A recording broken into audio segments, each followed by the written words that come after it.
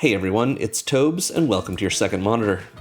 Today is the next video in my series of March of the Machine Commander deck techs. I'm covering every legendary creature from the March of the Machine main set in no particular order, plus the extra legends from Mom Jumpstart, the special pre-release promos, and maybe, if there's interest, even the non-face legends from the Mom Commander products. So if you have a request for a March of the Machine Commander you'd like to see me build, let me know in the comments below. As you see, today our commander is Drana and Linvala, respectively the last surviving Blood Chief of the Calastria and the Keeper of Silence and Shield of Seagate, both from the plane of Zendikar. During the Phyrexian invasion, these two apparent opposites discovered that their unique forms of magic happened to complement one another, so they formed an unlikely duo and fought to repel the invaders together. This resulted in a kind of mutual respect, which definitely won't have dissipated by the next time we return to Zendikar. I'm excited to show you what I put together for this pair, but before we get started, let's go over my deck building template. I like to build my decks around my commander, even in a deck like this. I want to show off why my commander's cool and why I put them in the command zone, so I take 30 cards and put it toward what my commander wants me to do. This is my game plan. It's how we try to win and what we want to do at the table in the process. 30 more cards go towards supporting that game plan in the form of card advantage, acceleration, and interaction. I usually run 1 or 2 sweepers, sometimes more if it would play into the game plan, sometimes none at all, but I almost always keep to my floor of 38 lands, so I can make sure I hit my land drops and I can cast my spells. So let's talk about our team-up commander. Drana and Linvala is a 3/4 legendary Vampire Angel, for 1 double white and a black.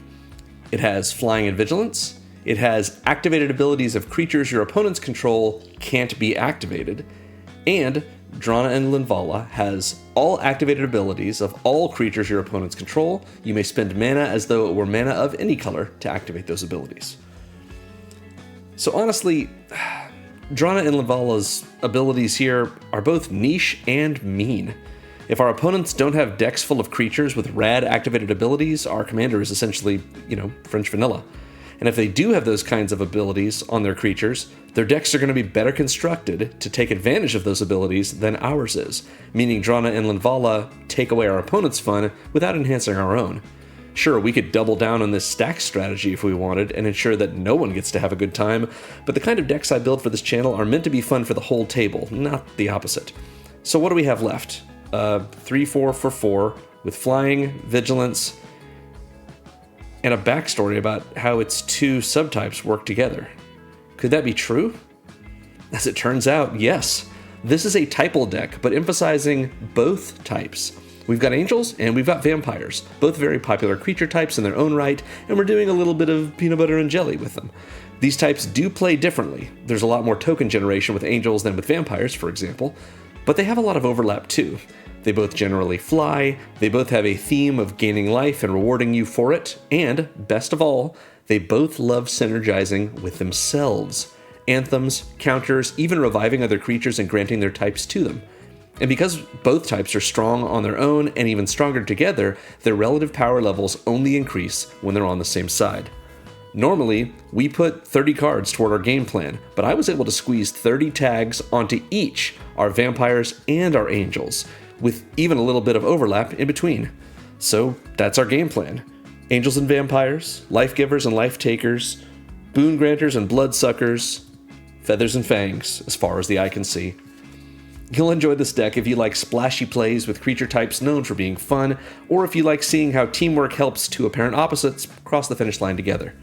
So as usual, this Moxfield list we're going to be going over today is linked in the video's description. At the bottom of that list, below the deck list, you will see a considering section. It includes a wealth of cards that I decided ultimately not to include, but they're a great place for you to start if you want to make your deck more powerful or less powerful for a bigger budget, a smaller budget, if you want to go into a select a type sort of Typal strategy versus this more generalized version I went with. It's just a good place to begin if you want to build your own Drana and Linvala deck. So, since we're here to do angels and vampires, let's start with our angels. We've got 21 of them, and 9 angel Typal cards that we'll do after this. The same is true of our vampires and vampire Typal cards. So let's start with Giada, Font of Hope, which they reprinted in Foundations. Giada is a 2/2 legendary angel for 1 and a white. Giada has Flying and Vigilance, And Giada says each other angel you control enters with an additional +1/+1 counter on it for each angel you already control. Which means if Giada's out, and then we play Drana and Linvala will come out with a 1/1 counter on it because Giada is already in play and is an angel. In addition, Giada taps for white that we can only use to cast angel spells. So she ramps angels out, she makes our angels bigger, and we can even attack with her first before tapping her for mana if we want to. Love Giada. Next we have Youthful Valkyrie. Used to be a hard card to find. 1 and a white for a 1/3 angel with flying that says whenever another angel you control enters, put a +1/+1 counter on this creature. So this is a little angel that gets bigger and bigger and bigger the more angels we have enter. Dazzling Angel, also from Foundations, is up here. 2 and a white for a 2/3 angel with flying that says whenever another creature you control enters, you gain 1 life. Both of our creature types love Lifegain, so here we are. We've got a Soul Sister as an angel. Next is Resplendent Angel, something I love this card from M19. 1 and double white for a 3/3 angel with flying that says at the beginning of each end step, so not just our own, if you gained 5 or more life this turn, create a 4/4 white angel creature token with flying and vigilance. So flying and vigilance on a 4/4 angel is a Sarah Angel. That's great. And for 3 and triple white until end of turn, the Resplendent Angel gets +2/+2 and gains lifelink, which means if we're willing to pay this 6 and we can swing in and do damage with our angel, then at the end step, if Resplendent Angel has survived as a 5/5 lifelink, we will have gained 5 or more life and we get to make a free white Sarah Angel. Pretty fun. Next is Righteous Valkyrie, another Kaldheim card. 2 and a white for a 2/4 angel cleric that says it has flying. And whenever another angel or cleric you control enters, you gain life equal to that creature's toughness. We have lots of angels in this deck, but we also have clerics on our vampires. And as long as you have 7, or at least 7 more life than your starting life total, creatures you control get +2/+2. That's all of our creatures. So if we've got 47 or more life, Righteous Valkyrie makes our whole board bigger. That sounds pretty good to me. Next is Archangel of Tithes, here seen with one of my favorite recent arts from Outlaws of Thunder Junction. 1 and triple white gets us a 3/5 angel with flying that says as long as Angel of Tithes is untapped, creatures can't attack us or planeswalkers we control unless their controller pays 1 generic mana for each of those creatures. And as long as this creature is attacking, creatures can't block unless their controller pays 1 generic mana for each of those creatures. So we have a little bit of a baby Ghostly Prison effect here, and a reciprocal for that when we attack with the Archangel. So really like this card. And it's also, is this really a stacks effect? Kind of. It taxes our opponents. I wanted to make a couple of nods to Drana and Linvala's stacks ability, so here we go. Next, another Foundations card is Exemplar of Light. 2 and double white for a 3/3 flying angel that says whenever you gain life, put a +1/+1 counter on this creature, and whenever you put 1 or more +1/+1 counters on this creature, draw a card, but only once each turn. What's nice about that is not just that we get to, every time we gain life, make it bigger, and then that ability will trigger its next ability and draw a card, and that Giada will have it enter with counters, which means it will come in and trigger immediately, assuming Giada and at least, and any number of other angels, I guess, are already on the field. But also, you can see that Exemplar of Light's halo is across its eyes, which is specific to angels from Zendikar, excepting Linvala. So Linvala is, I think, the only angel in Zendikar that chose not to forget or hide away from the memories of the Eldrazi, which is what the halo across the eyes symbolizes. Anyway, Exemplar of Light being a Zendikari angel, I think that's cool. Also, you can see Hedrons and Skyclave type stuff in the background, so it's not the only indicator, but still. Next is Firemane Angel. 3 and a white for a 4/3 angel soldier with flying that says whenever you attack with 2 or more creatures, draw a card. That seems great. I want to attack with as many creatures as we can. We've got a lot of good ones. And whenever another player attacks with 2 or more creatures, they draw a card if none of those creatures attacked you. So it's not if the 2 or more creatures aren't attacking us, it's not like they can just throw 1 extra attacker at us. They only draw a card if they didn't attack us at all, which means we can remind our friends, hey, you can attack us, but if you don't, as long as you attack with 2 or more creatures and neither is coming at us, you get a card for it. That's usually enough to disincentivize our opponents from attacking us, which will let us have a little bit more time to build up our high mana value board. I guess this is a good point to mention. We're running 40 total creatures in this deck, including our commander. Only one of these is neither a vampire or an angel. Next up, we have a non-creature card that I've tagged as angels because the first thing it does is make an angel. This is Furge's Retribution. Beautiful, beautiful saga from Kaldheim. 1 double white and a black for a saga. And if you haven't seen sagas before, the way that it works is this. This is an enchantment. When it comes in and at the start of our first main phase, so after we draw a card for the turn, we put a lore counter on it. And once it has its last lore counter, as soon as this ability is done resolving, we sacrifice the saga. So it tells us a little story. What it does when it first comes in is it gets its first lore counter and it says create a 4/4 white angel warrior creature token with flying and vigilance. Other than the warrior type, this is a Sarah Angel. Then, until end of turn, angels you control gain tap and destroy target creature with power less than this creature's power. Meaning all of our angels can just tap to kill something as long as it has lesser power.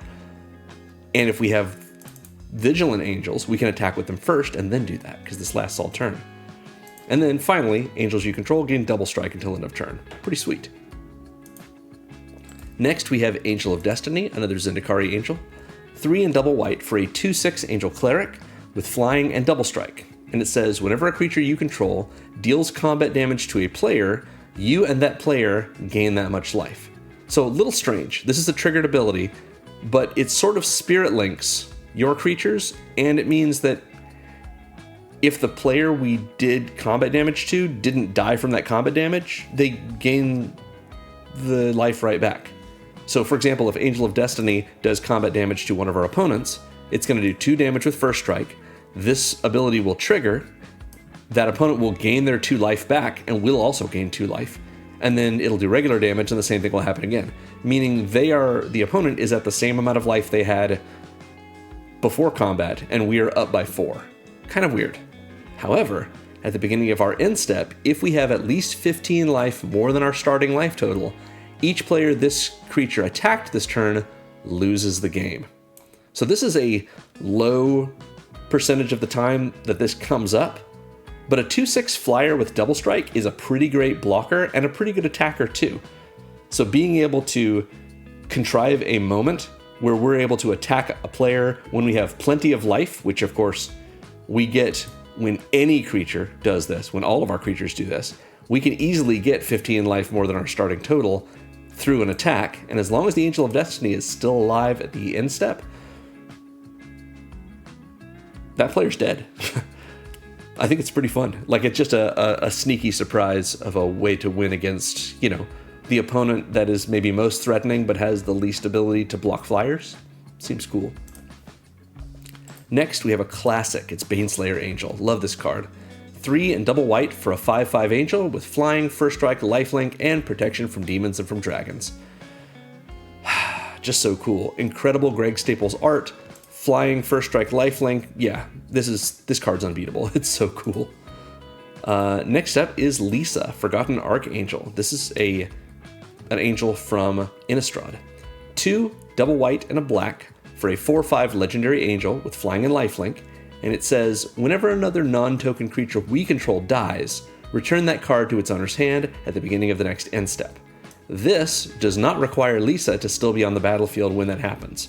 It doesn't affect her because it says non-token, or it says another rather, but whenever any of our creatures dies, if Lisa sees them die, this will trigger and create a delayed trigger that will go off at our end step, letting us put those creatures back in our hand, assuming they're still in our graveyard.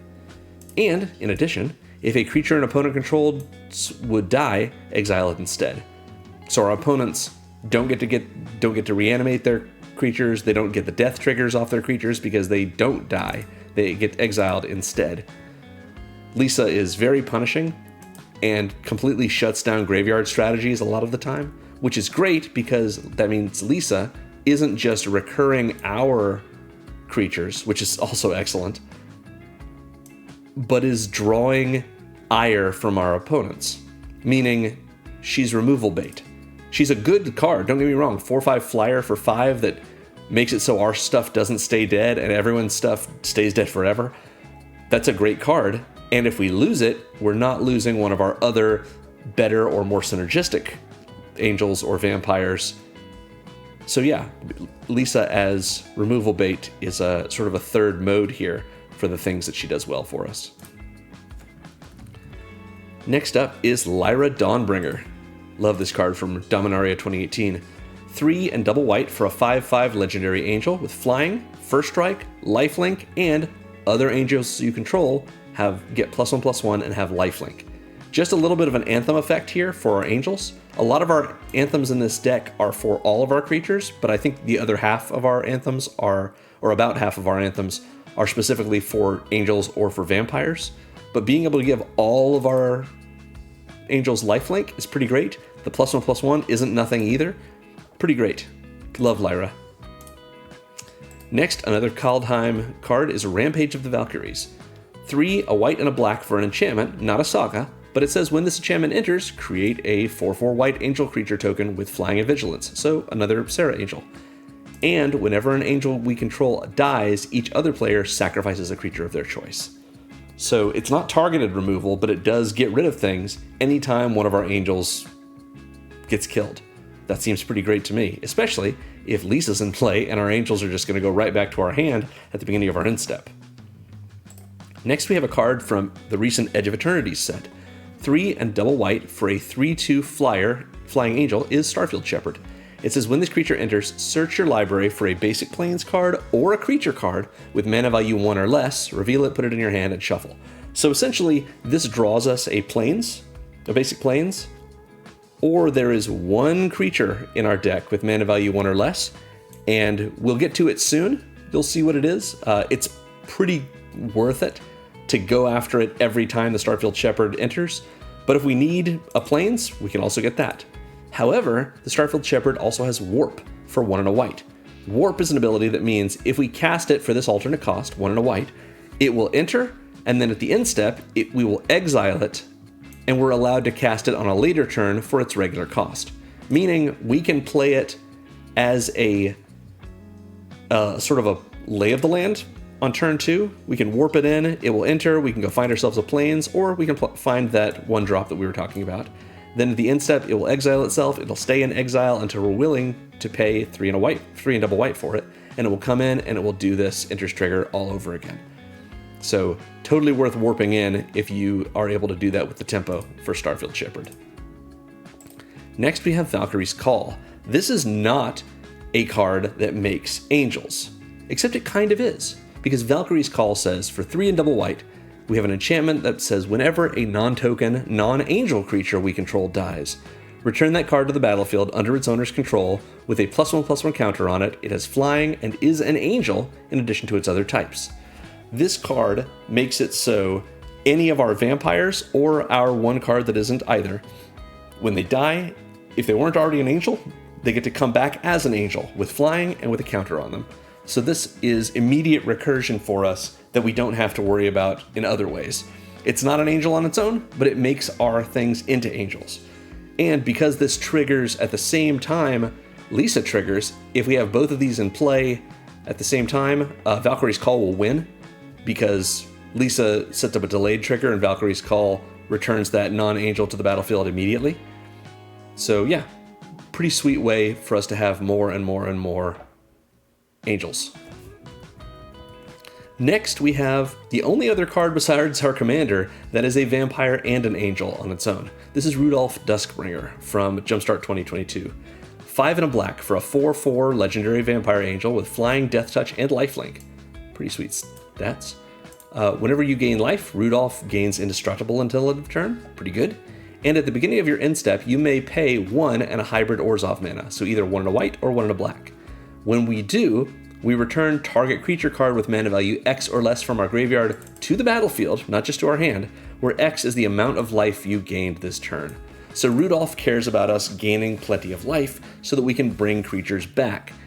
But what's nice is, if we didn't gain enough life to bring something back, we don't have to pay for it. And if we did gain enough life, it's only 2 mana for us to just reanimate something, straight up. And if we did gain that life, that means Rudolph is likely not leaving the battlefield before we're able to get to that end-step trigger. We can also recognize that Rudolph can gain us life because he has lifelink. So that won't help us with making him indestructible, but if we get a little bit of life on top of his lifelink ability, get to do it right beforehand, he's indestructible, gain even more life, it's great. I do want to make mention that, like most of my decks, this deck has, the section in this deck for life gain does not take into account lifelink. It's about gaining life in other ways, but we have lots of sources of lifelink in this deck that will also gain us more life beyond just what I have tagged, so worth recognizing. Next we have our only Wrath in the deck, Sunblast Angel. 4 and double white for a 4/5 flying angel that says when it enters, destroy all tapped creatures. There is another version of this card that we can flash in and exile all attacking creatures, but I figured all tapped creatures hits a little bit more.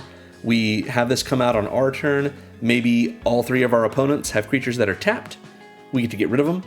That seems pretty good to me. Valkyrie Harbinger, also from Kaldheim, is next. A 4/5 Angel Cleric for 4 and double white. It flies, it has lifelink, and at the beginning of each end step, if you gained 4 or more life this turn, create a 4/4 white angel creature token with flying and vigilance, so make a Sarah Angel.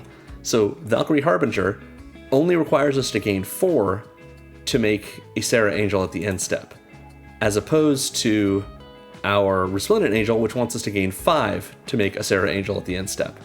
But the Resplendent Angel is a 3/3 flyer for 3, whereas the Harbinger is a 4/5 flying lifelink for 6. So this costs twice as much, but it empowers itself from the start because it only requires 4 life and already has lifelink, as opposed to the Resplendent Angel, which can only empower itself if we pay 6 into it by making it a 5/5 with lifelink. So might as well have both. That's what I say. Next we have Herald of the Eternal Dawn. If we're not going to play a big splashy angel in this deck, what are we even doing? From Foundations, we have 4 and triple white for a 6/6 angel with flash, flying, and the Platinum Angel text. You can't lose the game and your opponents can't win the game. Seems great. It means that even if we are reduced to 0 or less life, even if we have 10 poison counters, even if we mill out somehow, as long as Herald of the Eternal Dawn is on the battlefield, we can't lose the game. And even if our opponents get to cast a spell that would have them win the game, or would have us lose the game, or they're able to just try and kill everyone, they can't win the game. Not while Herald of the Eternal Dawn is protecting us. Approach of the Second Sun was the card I was trying to think of. If they cast that the second time, good for them, but they don't win the game because they can't, not while our Herald is protecting us from that. Next is, or last I guess I should say, is Sephara, Sky's Blade. I really like this card in this deck. 4 and triple white for a 7/7 legendary angel that has flying and lifelink and gives all of our other creatures with flying indestructible. So we have a lot of flying angels, of course, and we have a few vampires that don't fly, but an awful lot that do. So all Sephara cares about is that it has flying, and if it does, it has indestructible. And we don't have to pay 7 mana for Sephara, because we can pay a single white mana and tap 4 untapped creatures we control with flying, rather than pay the 7 mana. So if we have a few angels and a couple of flying vampires, we can have our 7-drop come out for a single 1 and sort of convoked for those 4. Seems pretty great. And when it does, all of them gain indestructible, as long as Sephara's in play. I like it. So those are the 21 cards we have tagged as angels. Let's talk about our angel Typal cards. The first one is our only card that isn't an angel or a vampire. It's Guide of Souls. This is the 1-drop I mentioned that Starfield Shepherd can go searching for. For a single white, we get a 1/2 human cleric that says whenever another creature we control enters, we gain a life and get a single energy counter. Energy counters are a specific kind of counter that go on us, the player, and we will retain them the whole game unless we spend them. So Guide of Souls is a soul sister. Our creatures enter and we gain life, but we'll also get energy when that happens. So a pretty good repeatable way to gain life. And we can also use this energy with the Guide of Souls' second ability. Whenever you attack, doesn't have to be with the Guide of Souls, just any one of our creatures attacks, we may pay triple energy. And when we do, we put 2 +1/+1 counters and a flying counter on target attacking creature, and it becomes an angel in addition to its other types. So we can take any of our angels and put 2 1/1 counters on it and a flying counter in case it didn't fly already. All of our angels fly, but that's nice. But we can also do that for one of our vampires. It becomes a vampire and an angel. It gets 2 counters. It has a flying counter, so it's flying forever. And of course, we can do all of this on the Guide of Souls itself, making it into a 3/4 flying angel that still gains us life and energy every time one of our creatures enters. So it becomes the same stats as Drana and Linvala. Pretty sweet. Yeah. So I'm using Angel's Typal to represent being able to care about angels or do things that make things into angels. For example, Giada cares about angels. Makes it so that our angels enter with extra counters on them when we have angels in play, and also taps for mana that could be only used for angels. Youthful Valkyrie gets counters whenever our angels enter. Righteous Valkyrie cares about our angels or clerics entering, and we gain life equal to that creature's toughness. Verge's Retribution, as we've seen already, makes it so in our second chapter, our angels can tap to just destroy creatures with power less than those angels, and also chapter 3 gives our angels double strike until end of turn. We next have Divine Visitation, which is a 5-mana do-nothing enchantment that I love. So 3 and double white gets us an enchantment that says if one or more creature tokens would be created under our control, that many 4/4 white angel creature tokens with flying and vigilance are created instead. Divine Visitation makes all of our creature tokens 4/4 angels with flying vigilance instead. We get Sarah angels rather than any other creature we could make. Maybe we were already making a Sarah angel, and if so, we get the same thing we were going to get already. But if we were going to get a 1/1 soldier or a 1/1 vampire even, instead we get a Sarah angel. So pretty nice to be able to replace that. Now, Divine Visitation doesn't do anything on its own, doesn't make tokens on its own, doesn't make a creature or anything, but just a fun card, and I've seen it win so many games, it might as well be in this Angels deck. We'll get to our token generation later on. Lyra, of course, is an anthem for our angels and gives them all lifelink. Rampage of the Valkyries makes it so when our angels die, each other player sacrifices a creature, and Valkyrie's Call makes our non-angel creatures come back immediately as angels with flying and with a counter on them. So that covers our Angel's Typal section. Let's go to our other side and talk about our vampires.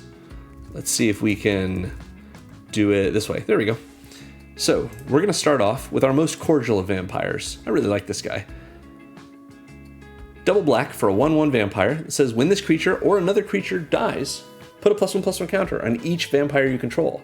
It does not say another creature you control dies. So anytime a creature dies anywhere on the battlefield, or including the cordial vampire, all of our vampires get a +1/+1 counter. If we have a way to make our angels into vampires as well, they also will. All we care about is which vampires do we have and how many creatures died. That seems great.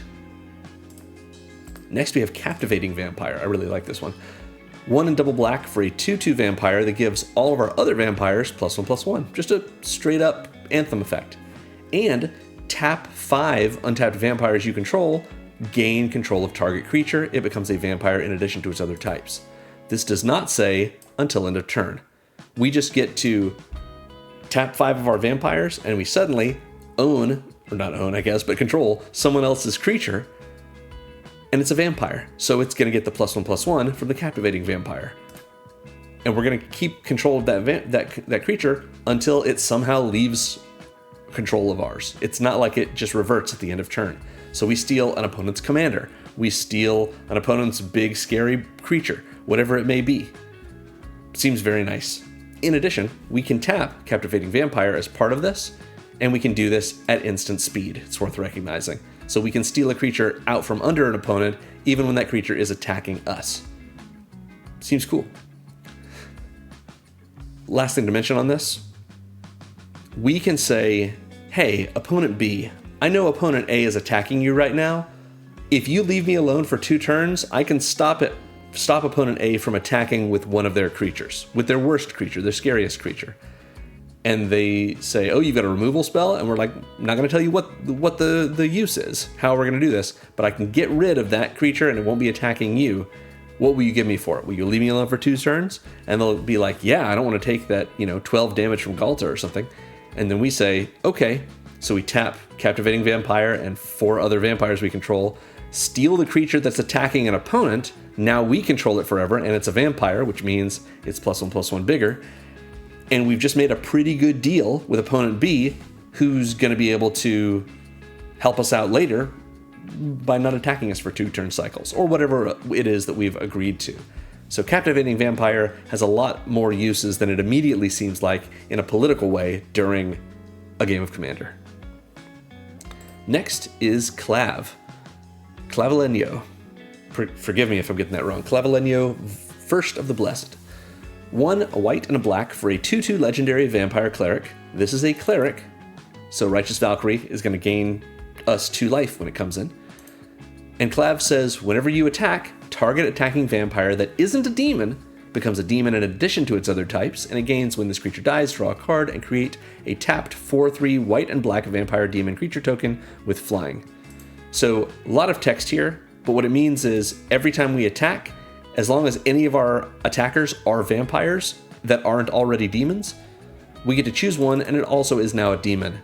And as long as it's a demon, it also has this text. When it dies, we draw a card, and we make a 4/3 flyer that is still a vampire and a demon, and it's tapped. So pretty sweet. It's a way for us to draw cards, it's a way for us to make tokens, it's a way for us to have even more vampires in play, especially if our vampires have just died. So yeah, love Clavileño. Next is Dark Imposter. 2 and a black for a 2/2 vampire assassin with 4 and double black. Exile target creature and put a +1/+1 counter on this creature. So this is expensive, but it's repeatable. Repeatable exile, and it just puts counters on itself. In addition, this creature has all activated abilities of all creature cards exiled with it. I liked this because it's a little bit reminiscent of Drana and Linvala, in addition to just being an expensive but repeatable exile effect for the worst things that may be on the battlefield. Dark Imposter is pretty cool. Next is Elinda's Hierophant. 2 and a white for a 1/1 vampire cleric. It's another cleric, good for our Righteous Valkyrie. It has flying, and whenever we gain life, we put a 1/1 counter on it, and when it dies, we make a number of 1/1 white vampire creature tokens with lifelink equal to its power. So this is reminiscent of Elinda the Dusk Rose. It just gets counters whenever we gain life, and it dies, and it explodes into a bunch of little vampire tokens, which might be vampire tokens, but if we have Divine Visitation in play, they're Sarah Angels. So next is Marauding Blight Priest, which originally from Zendikar, but reprinted in Foundations. So yeah. 2 and a black for a 3/2 vampire cleric. Yep, it's another cleric. Whenever you gain life, each opponent loses 1 life. So a very nice Sanguine Bond effect. Just a little baby one, but very nice in all of the ways that we have to gain life. Lifelink, our other life gain vectors, you'll see more as we go along. Next, speaking of that kind of Sanguine Bond thing, we've got Vito, Thorn of the Dusk Rose. 2 and a black for a 1/3 legendary vampire cleric. Yep, another cleric. That says whenever you gain life, target opponent loses that much life. So a little bit different here. The Marauding Blight Priest says each opponent, not target opponent like Vito does, but the Blight Priest only makes our opponents lose 1 life, whereas Vito makes our singular chosen opponent lose as much life as we gained. Most of the time we're only gaining 1 at a time, but not always true when it comes to lifelink. In addition, speaking of which, for 3 and double black, all of our creatures gain lifelink until end of turn. So we can just use Vito after we've attacked to gain a whole bunch of life, and assuming Vito didn't die in the process, one of our opponents is going to lose that much life as triggered abilities after the fact. Pretty good. Next, this is a card that's really fun in this deck. This is from Outlaws of Thunder Junction. It's Baron Bertram Greywater. 2, a white and a black for a 3/4 legendary vampire noble that says whenever one or more tokens you control enter, create a 1/1 black vampire rogue creature token with lifelink. It triggers only once each turn. So every time we get any tokens, we get a token. Just only once each turn though. But that means if we were to have Divine Visitation out and we make a token somehow, we're going to get 2 Serra Angels because that first token will come in, the Baron will see it come in and make a second token, which will of course be replaced by Divine Visitation itself, and we'll get another Serra Angel. Pretty good. In addition, for 1 and a black and sacrifice another creature or artifact, we can draw a card. So we could take our tokens or any of our creatures or artifacts and turn them into card draw for relatively cheap. Pretty good. Next is Bloodline Keeper. This is 2 and double black for a 3/3 vampire with flying. Love these flying vampires. And it has tap, create a 2/2 black vampire creature token with flying. We don't have to pay any mana into this. We can only do it once per turn because it taps, but still, all we have to do is tap this 3/3 flyer and we get a 2/2 flyer. Pretty great. And for a single black, if we control 5 or more vampires, we can transform it into Lord of Lineage, which is a 5/5 flying vampire that gives all of our other vampires +2/+2, meaning these 2/2 tokens are now 4/4 tokens.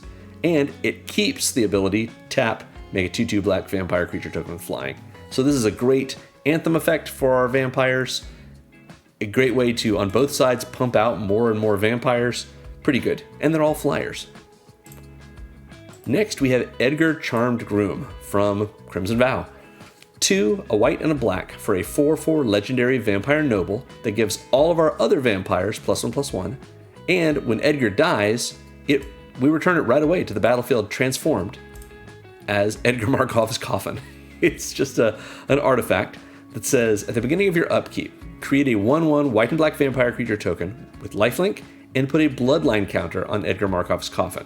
Bloodline counter does not have an inherent meaning, it's just used by this card.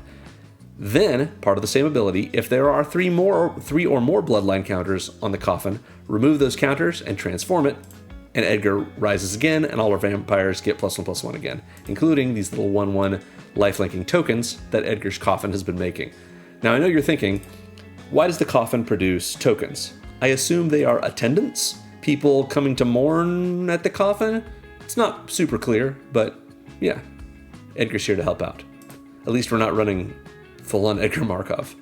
Now, we talked about Alinda's Hierophant a moment ago. Let's talk about Alinda the Dusk Rose herself. She costs the same plus a black, so she's a 1/1 legendary vampire knight. She's a knight. For 2, a white and a black. She has lifelink, and whenever another creature dies, we put a 1/1 counter on Alinda. That is, again, not another creature you control. So anytime our opponent's creatures die, Alinda is going to get counters. And when Alinda dies, we do the same thing that her Hierophant did, which is we make a number of 1/1 white vampire creature tokens with lifelink equal to her power. So pretty nice little combo here to make a lot of tokens for ourselves, especially because we have ways to bring these 2 back from the graveyard. Next up is Sanctum Seeker from originally Ixalan, and also the Lost Caverns of Ixalan. 2 and double black for a 3/4 vampire knight. Whenever a vampire you control attacks, it says each opponent loses 1 life and you gain 1 life. So this is multiple triggers when we attack with multiple vampires. And each of those instances of losing a life and gaining a life will trigger things like Veto and Marauding Blight Priest and Alinda's Hierophant individually. Next we have Twilight Prophet, one of my very favorite cards from the original Ixalan block, from Rivals of Ixalan initially, I believe, but with better art now. 2 and double black for a 2/4 vampire cleric with flying. Again, it's a cleric. It has Ascend. Ascend means if you control 10 or more permanents, you get the City's Blessing for the rest of the game. The City's Blessing is a status that you get, and as soon as you have it for the rest of the game. It doesn't matter if you stop controlling 10 or more permanents at any point. It's just that if at any point you both, A, have 10 or more permanents, and B, one of your permanents has Ascend, that very moment you get the City's Blessing and you'll keep it for the rest of the game, irrespective of what the game state becomes later. And then, at the beginning of your upkeep, if you have the City's Blessing, Reveal the top card of your library and put it in your hand. Each opponent loses X life, and you gain X life, where X is that card's mana value. So this is a little bit of a Dark Confidant thing that we're doing here. But rather than us losing life, we're gaining life, and our opponents are all losing life based on the mana value of the card. And this is during our upkeep, so we're getting an extra card every turn, as long as we have the City's Blessing. And it won't be hard to get once we've got 4 mana to cast our Twilight Prophet. Pretty good. Next, we have our own version of Drana here. Drana the Last Bloodchief is a 4/4 legendary vampire cleric with flying for 3 and double black. Whenever Drana attacks, defending player chooses a non-legendary card in our graveyard, and we return that card to the battlefield with an additional +1/+1 counter on it, and it is a vampire, in addition to its other types. Another great way for us to get back our angels, as long as they aren't legendary, and they'll come back with a counter and be a vampire in addition, so they get to benefit from our vampire anthem effects, like Edgar or Lord of Lineage. Drana is sort of our answer to the enchantment that brings back non-angels as angels. Next, also from Foundations, we have a High Society Hunter, a 5/3 vampire noble for 3 and double black. It flies. It says when it attacks, we may sacrifice another creature, and if we do, we put a counter on this creature. And whenever another non-token creature dies, draw a card. Not another non-token creature you control. So again, if our opponent's non-token creatures are dying, we're drawing a bunch of cards. High Society Hunter does a lot of work for us. Next up, we have Mephedros Vampire from 5th Dawn. 4 and double black for a 3/4 flying vampire that says each creature you control is a vampire, in addition to its other types, and has, whenever this creature deals damage to a creature, put a +1/+1 counter on this creature. So if we're making clever blocks and smart attacks, we're not trading our creatures out. If our creatures survive combat, when they were blocked or when they do their own blocking, they're just going to get bigger and bigger and bigger. In addition, it makes all of our creatures vampires, so our creatures that would not have otherwise been vampires get the benefit of being vampires, whatever that benefit may be, like triggering Sanctum Seeker when they attack, or of course getting anthem effects from Bloodkeeper's backside and from Edgar, that kind of thing. Next, we have Patron of the Vein, also an Ixalan card. 4 and double black for a 4/4 flying vampire shaman. When it enters, we destroy a target creature an opponent controls. It just is a Ravenous Chupacabra. And whenever a creature an opponent controls dies, we exile it and put a 1/1 counter on each vampire we control. So this is almost the same as our Cordial Vampire, except that it only triggers on our opponent's creatures, but it does, in the process, exile those creatures. Shutting down Graveyard Recursion, shutting down death triggers. It doesn't actually shut down the death triggers because it does require that creature to die first. This is not a replacement effect, it's a triggered ability. But in any case, they can't bring those creatures back. So pretty good. We've seen Rudolph already. Rudolph, of course, loves being a vampire and an angel and lets our stuff come back. Now we have Vein Ripper, which I would not have put in this deck, but its price has dropped quite a bit. Vein Ripper is 3 and triple black for a 6/5 flying vampire assassin with Ward, sacrifice a creature. If an opponent targets Vein Ripper with an ability or a spell, they have to sacrifice a creature or we counter that ability or spell. Love Ward. And whenever a creature dies, perhaps from the ward cost being paid, target opponent loses 2 and we gain 2 life. So that doesn't have to be the same opponent that's targeted the Vein Ripper if we are getting this trigger from the ward. It can be someone else, but just a nice way of a creature dies. Could be our creature, could be an opponent's creature, could be a token, could be a non-token, doesn't matter. Vein Ripper drains people just willy-nilly. Next, we have Butcher of Malakir, another Zendikari vampire. 5 and double black for a 5/4 flying vampire warrior that says whenever this creature or another creature we control dies, each opponent sacrifices a creature of their choice. This is just Grave Pact on a 5/4 flying body. It sounds great. Again, it's sacrifice a creature of their choice, so we don't get to choose what kind of removal this is, but it is just continual removal whenever our stuff dies. And we have plenty of ways to sacrifice our stuff if we want to get value out of that, like Baron Greywater. Finally, we have Order of Sacred Dusk. 6, a white and a black for a 5/5 Vampire Knight with Convoke, which means we can tap creatures to help pay for this 8 mana. They will pay either a generic mana or 1 mana of that creature's color. Pretty good. The Order has Flying, Lifelink, and Haste.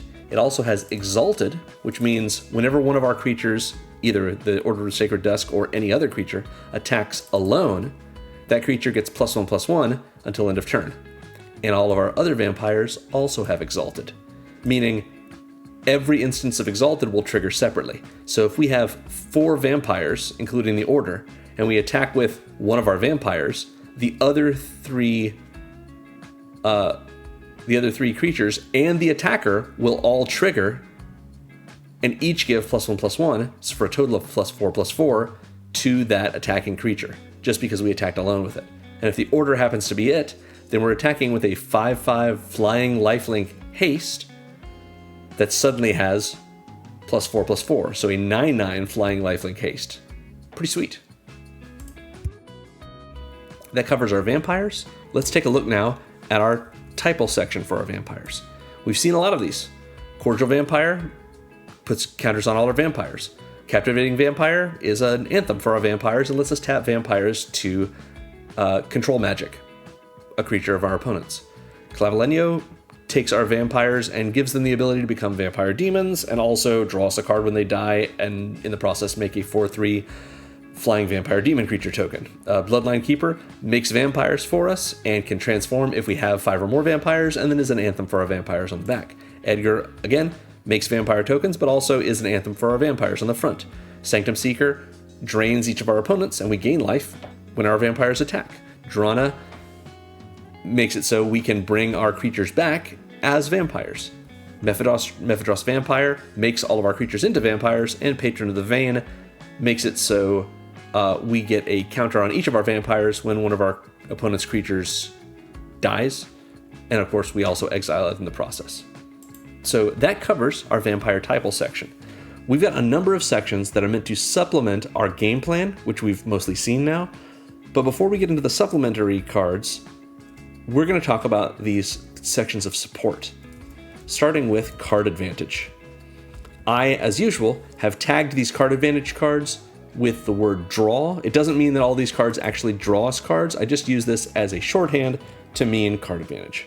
So first of all, we have Mind Stone. Mind Stone is really more of a ramp card. It's a mana rock. For 2, we have an artifact that taps for a single colorless, but we can pay 1 tap and sack it to draw a card, something we might do later in the game if we don't need the mana from it and we really need to draw something.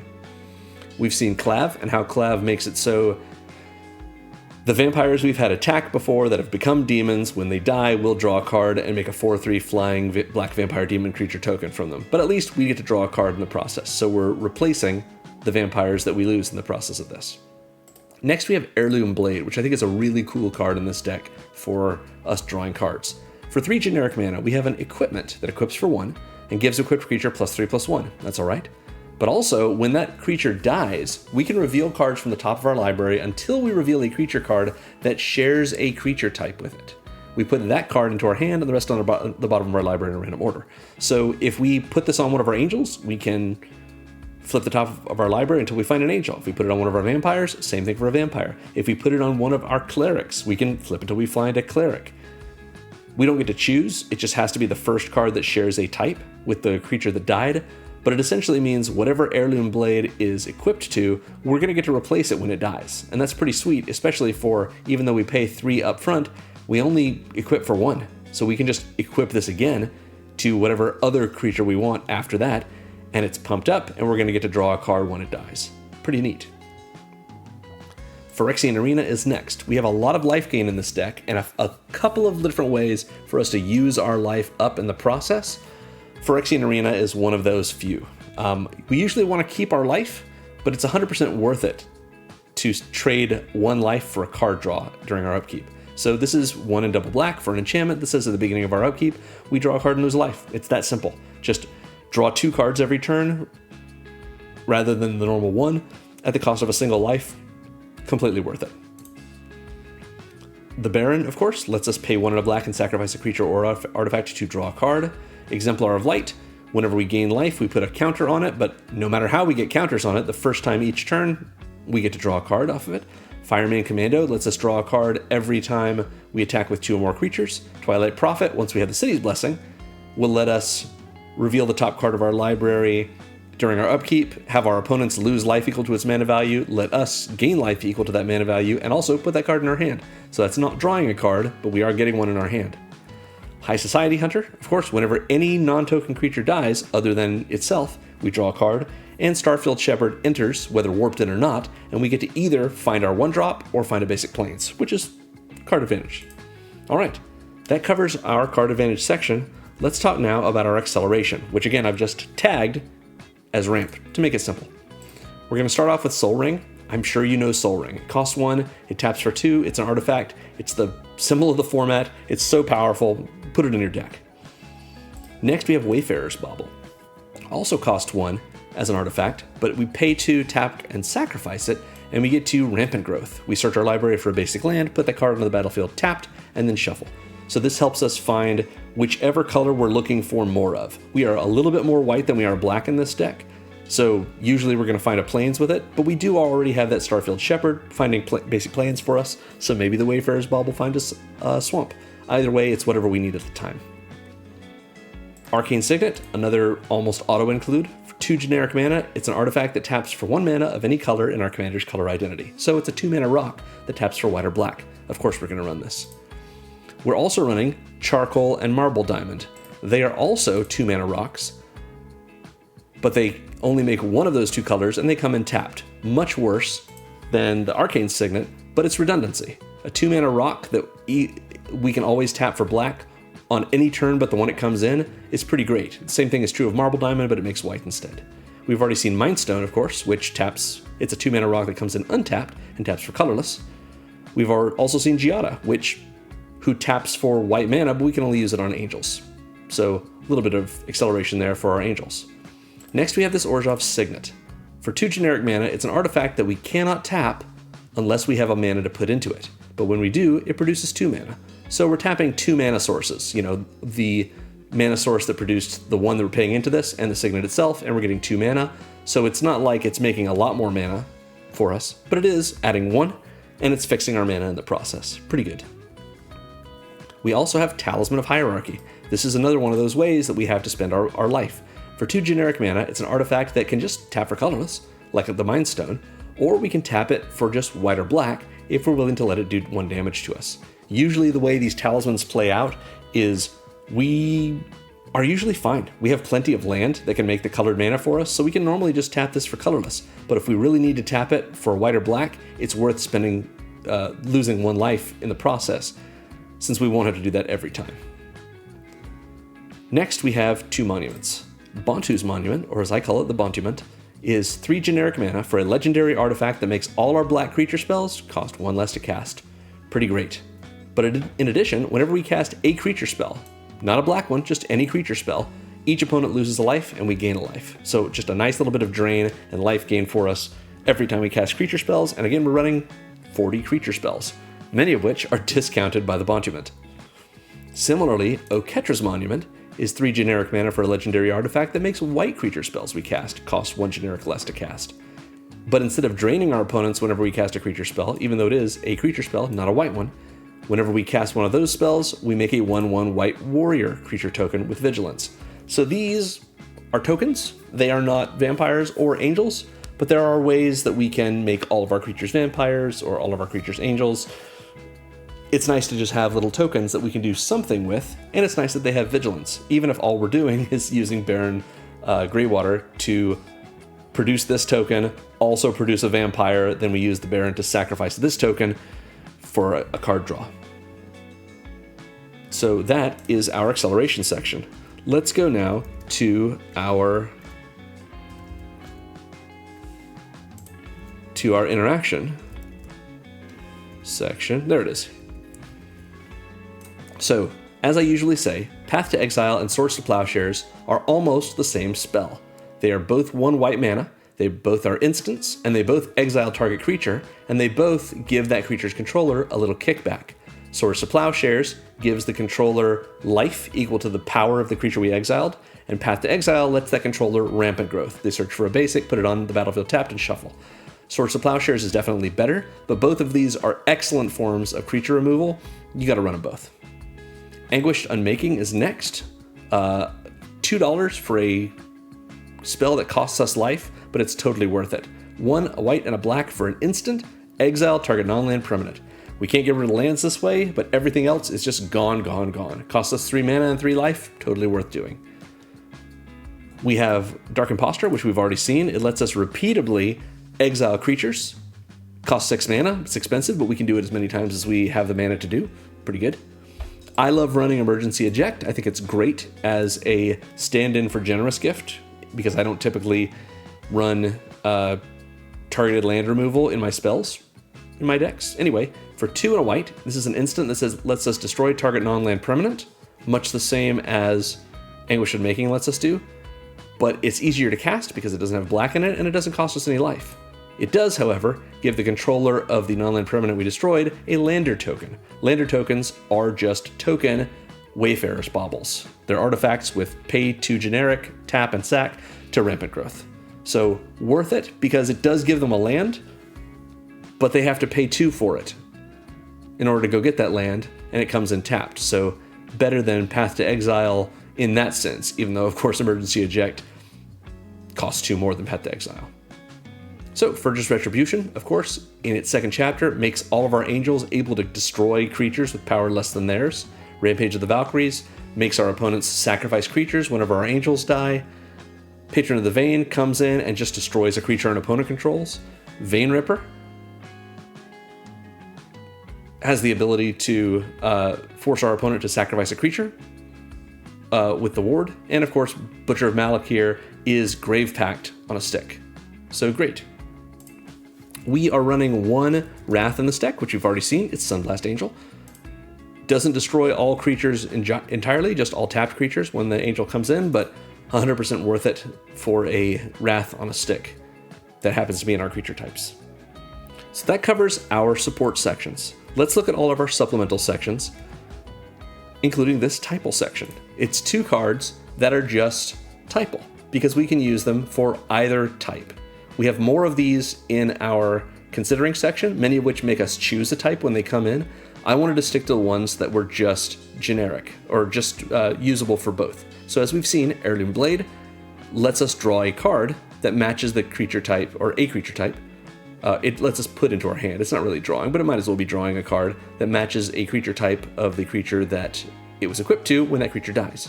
But we also have Maskwood Nexus, which I think is a great card, and I'm excited to run it in this deck. For 4 generic mana, we have an artifact that says creatures you control are every creature type. The same is true for creature spells you control and creature cards you own that aren't on the battlefield. So Maskwood Nexus makes all our angels vampires and all our vampires angels, and that's what's most relevant about it.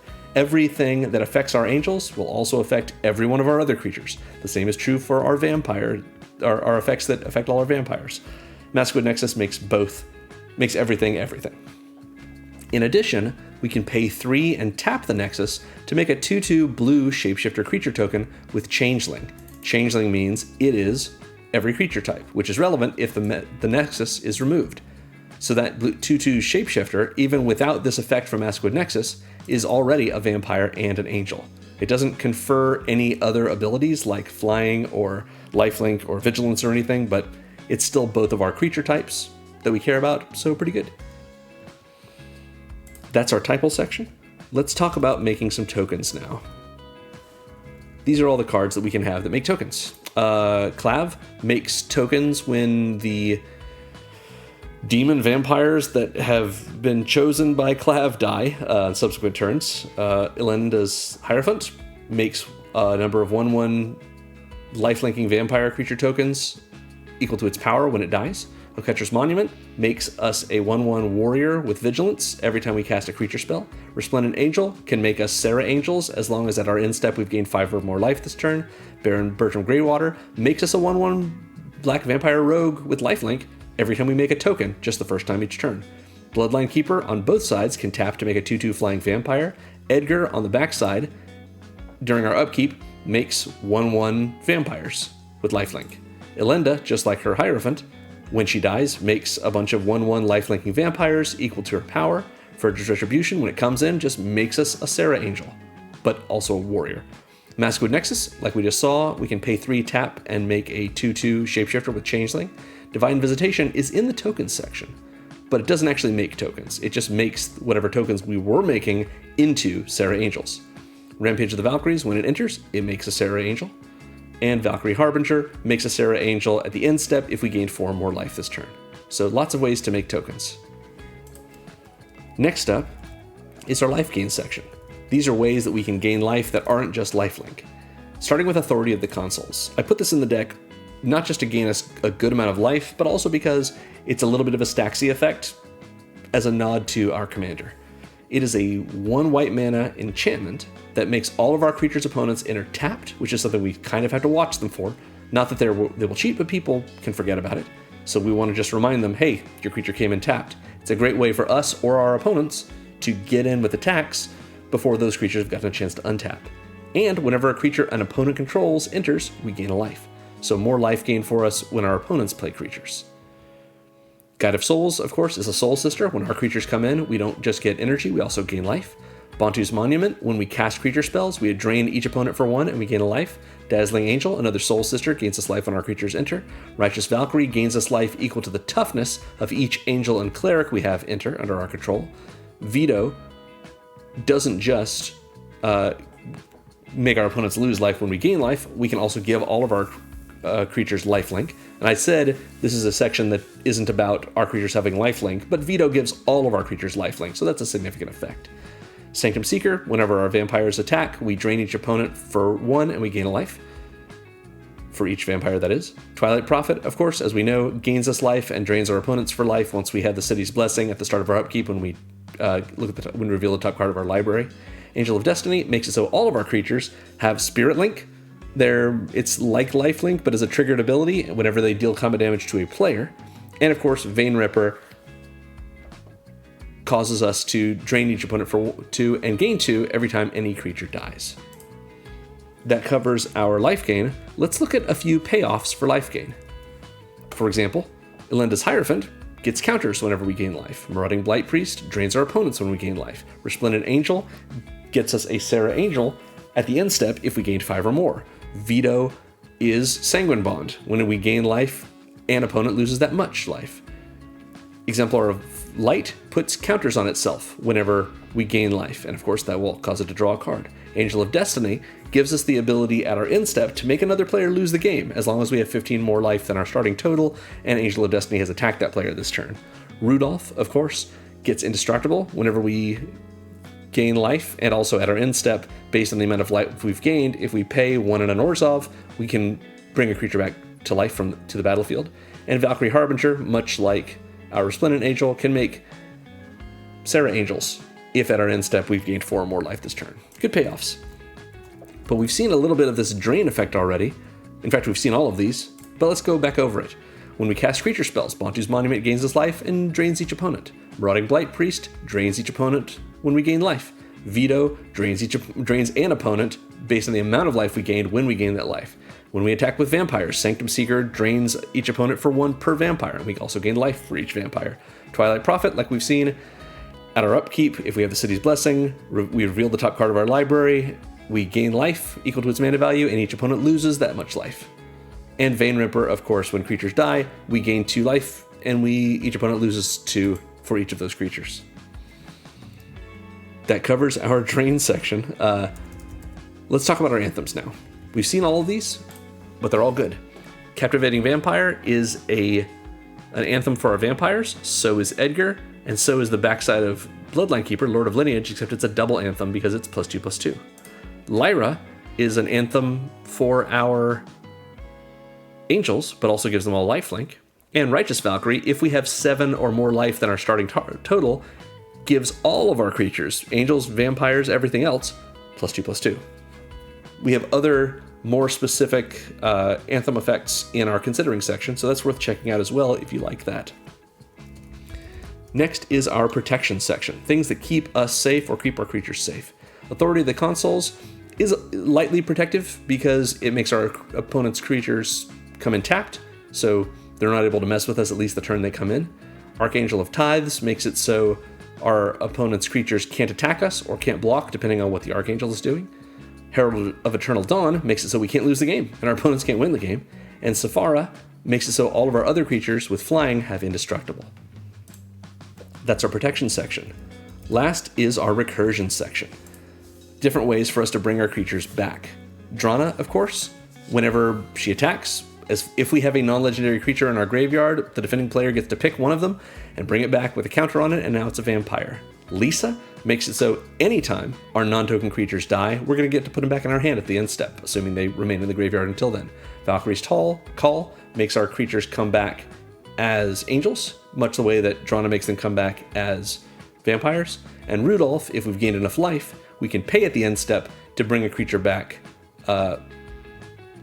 as long as its mana value is equal to or less than the amount of life we've gained this turn. And that covers all of our spells for the deck.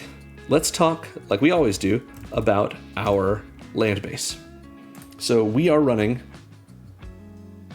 21 basic lands in our deck. We are a little heavier on white than we are on black. I normally would run this at 12 and 9, but the math actually works out a little bit better with 13-8.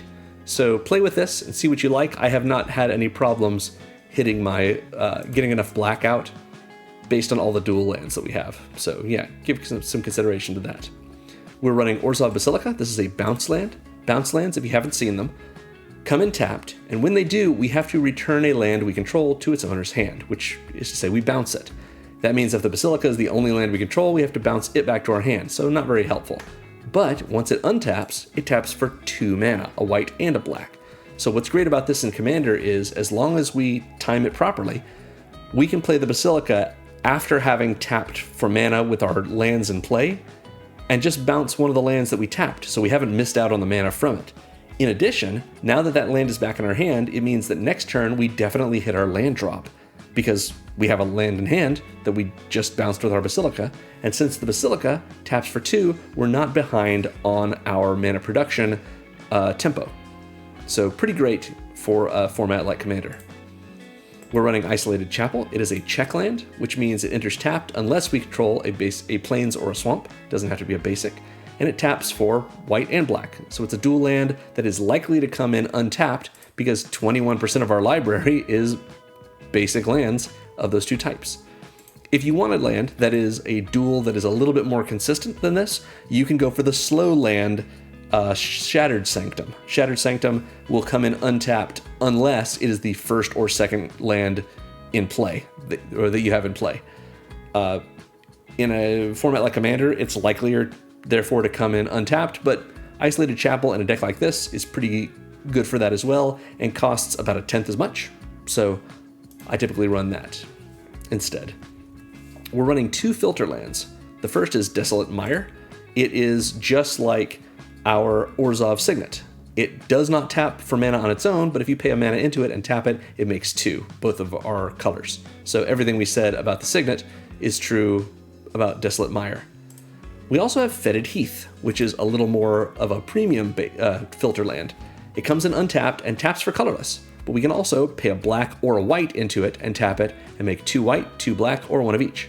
This is very nice because it makes mana on its own, and it can make whatever 2 colors we need out of whatever 1 color we put into it. I would say that this is strictly better than the Desolate Mire, but it's worth recognizing that the Fetid Heath cannot make colored mana if we don't have colored mana to put into it, whereas the Desolate Mire can make colored mana as long as we have any type of mana to put into it.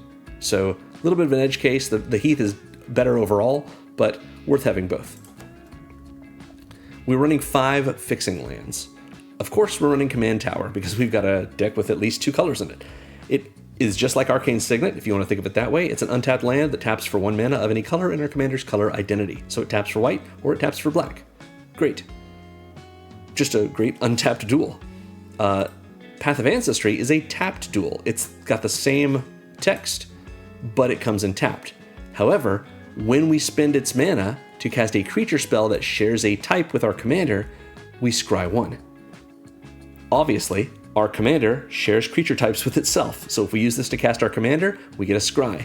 If we use it to cast any of the other 39 cards or creature cards in our deck, other than the Guide of Souls, which is the only non-angel, non-vampire creature in our deck, we also get a scry. So this is a tapped duel in the colors we want that gets us a scry on almost every time we use it for mana to cast a creature. So Path of Ancestry, excellent in this deck. We're running Temple of the False God, which I know some people don't like, but I think it's perfect for the kind of decks that I build. This is an untapped land that taps for 2 colorless mana. So it's a soul land, like Soul Ring, except that we can't activate it unless we control 4 other lands. So 5 lands including itself. That means if it's, one of 2 lands in your opening hand, maybe that's not a great opener, since we're not going to be able to use this early in the game, but it is 1 land that taps for 2 mana. That's pretty good ramp on a land, just not early on. We're also running 2 soft fetches. As opposed to Evolving Wilds, because we don't really have a great reason in this deck to need to hold up a fetch to shuffle our library, we have Obscura Storefront. When it enters, we automatically sacrifice it. When we do, we can search for a basic plains or swamp or island, but we don't have any of those in the deck. Then we put that on the battlefield tapped, shuffle, and gain a life. So it gives us a little bit of life gain, which isn't irrelevant in this deck, and finds us either of our basics that we need, just puts it on the battlefield tapped. It does say island here, but that is not a violation of our commander's color identity rules because it doesn't actually have the blue mana symbol in its text, so just ignore that. And we have Myriad Landscape. This is a land that comes in tapped, taps for colorless, but also if we pay 2, tap, and sack it, we can search our library for up to 2 basic land cards that share a land type. So either in this deck, 2 plains or 2 swamps. Then we put them on the battlefield tapped and shuffle. So while those do come in tapped, we have to pay, tap, and sack this, and it comes in tapped itself. This is 1 land drop that becomes 2 lands in play, so it is ramp, albeit slow ramp, in our land base. We are running a few other tapped duels. Scoured Barrens is a gain land. I don't typically run the gain lands in my decks, but in this deck we care about life gain, so we might as well have it in here. Comes in tapped, makes both of our colors, and when it enters, we gain a life. Pretty good. Caves of Koilos is not a tapped duel, it's an untapped duel. It's exactly like Talisman of Hierarchy. Comes in untapped, taps for colorless, or we can tap it for colored mana in either of our types, as long as we're willing to have it do 1 damage to us. Everything I said about the Talisman applies here as well. It's worth it to pay that life to get the colored mana we need when we need it, otherwise we're just going to tap it for the colorless. I love the pathways, so we're running Bright Climb Pathway. This is a land that comes in untapped and taps for white. Or we can play it on its backside as Grim Climb Pathway. It comes in untapped and it taps for black. Totally nice to get whichever color we happen to need at the moment. And, like I usually say, this has an interesting interaction with our bounce land. Maybe early on, we need this as black mana, so we play it on the backside as Grim Climb Pathway. Then, maybe we draw our Orzhov Basilica, we play the Basilica, and we bounce our Grim Climb Pathway, which means it's now in our hand, and we can play it back as either the Grim Climb Pathway or as the Bright Climb Pathway. Maybe we want it as white now at this point in the game. So a little bit of a trick that doesn't come up that often, but worth remembering. We're running Temple of Silence. This is another tap land, a tapped duel that taps for our colors, and when it enters, we scry 1.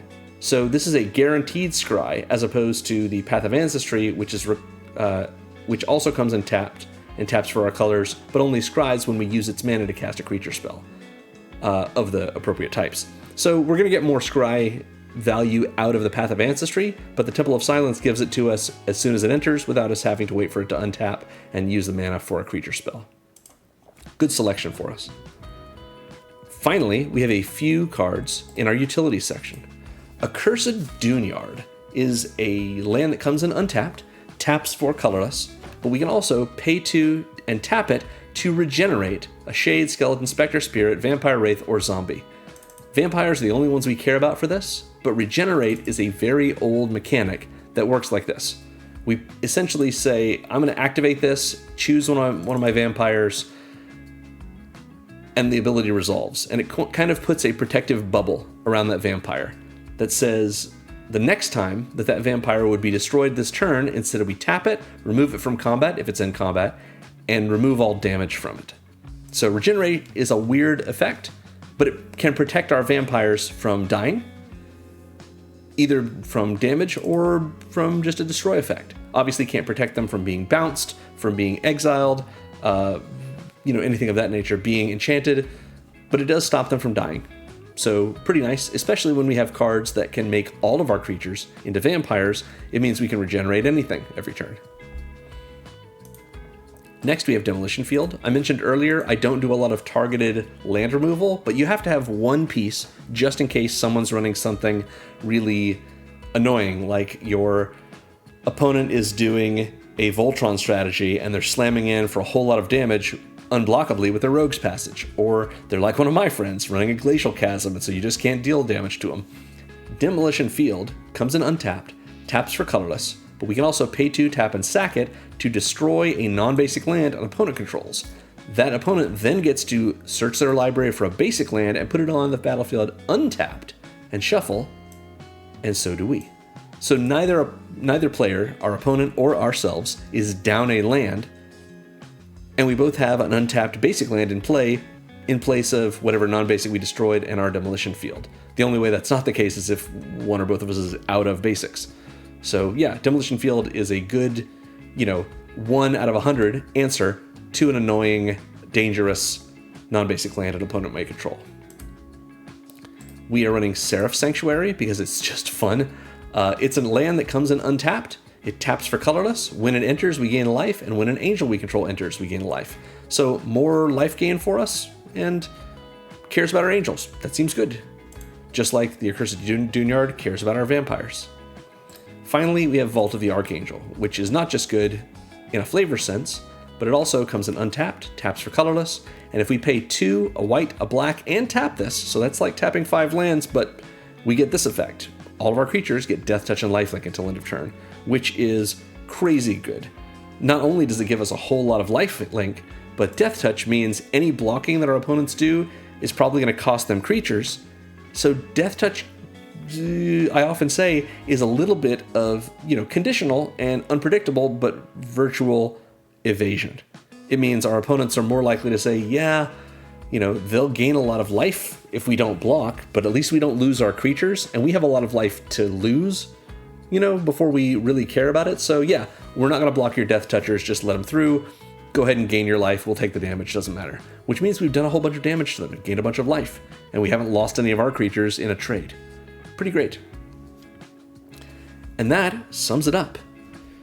Again, I'm making a deck for each of the March of the Machine legends. So let me know in the comments if you'd like to see a specific commander or deck style, and I'll build it. And if you don't let me know, I'm probably going to build it anyway. Thanks for watching, everyone. Make sure to like and subscribe, and remember, magic is fun. You should play more Magic.